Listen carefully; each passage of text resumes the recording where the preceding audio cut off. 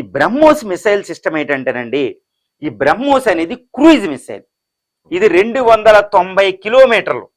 దీన్ని ఆపడం చైనా కూడా కాదు. ఈరోజు చైనా మన మీద యుద్ధానికి ఎందుకు రాదంటే ఇది ఒక మిసైల్ వల్లే. చైనాయే యుద్ధానికి రాదు, దీన్ని చూసి భయపడుతుంది. పాకిస్తాన్ ఇక చిన్న కథ చెప్తారనమాట. రీసెంట్గా ఒక 1 year back, 1.5 year back India Pakistan శక్తిని పరీక్షించడానికి ఏం చేసిందంటే సరదాగా ఈ మిసైల్ ప్రయోగించేసింది. ఈ మిసైల్ వెళ్ళి పాకిస్తాన్లో 190 కిలోమీటర్ల లోపలికి వెళ్ళిపోయింది. అక్కడ పడింది. 190 కిలోమీటర్ల పాటు ఈ మిసైల్ని ఆపలైపోయింది పాకిస్తాన్ ఎయిర్ డిఫెన్స్ సిస్టమ్. అంటే ఈ మిసైల్ ఆల్రెడీ ప్రయోగించి చూసేసాం మనం. పాకిస్తాన్లో వెళ్ళిపోయింది. పాకిస్తాన్ నోరు మూసుకుని కూర్చుందండి. ఈ మిసైల్ని ఏంటంటే భూమి మీద 1 మీటర్ ఎత్తులో వెళ్తుంది. దీన్ని రాడార్లు కానీ ఎవ్వరు పసిగట్టలే.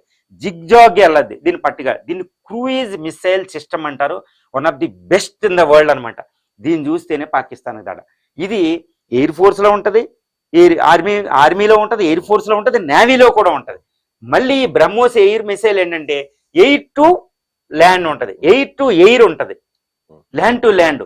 ఇది సుఖోయ్ 30లకు ఉపయోగిస్తారు. సుఖోయ్ 30 రఫేల్లో ప్రయోగిస్తున్నారు. రఫేల్ ద్వారా అస్త్ర మిసైల్ సిస్టమ్ అని, ఆకాశ యాంటీ ట్యాక్.